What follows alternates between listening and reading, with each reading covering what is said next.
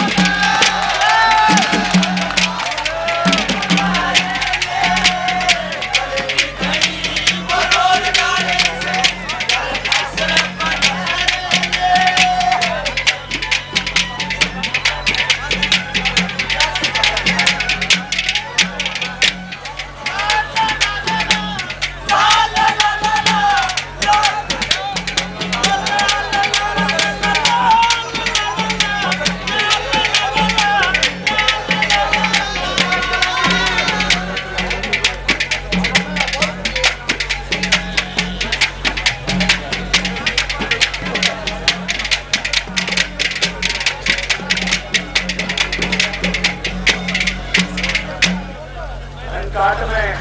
फर्ज का ज्यादा डिफरेंस नहीं रहता वो तेरा बताओ जाए क्यों तुम क्या के बदल के कहा है दोनों दोनों जोड़ता है वो बोल के मेरे गाँव में लग रही हाँ अजो ये की है वो ऐसा भाई ये हाँ वो काम करके लिया है कम से कम वो तेरा बताओ जाए सारा इस माथे बदल गया सब कुछ कम से कम फोन लगाते रह रहे ओके अरे काम वो सुनने तुम वोट के क्या लगा उन्होंने कहा यार हमारे खतरा है और जो जगह आई ये विरोधी नहीं है हम मुसलमान के आदमी है इसने देखा रपड़ा ये छोटा भाई कोई बात ना है मतलब कहाँ कहने का जिक्र आयो कि घना डिफरेंस ना होता और तो कहने लग गया रे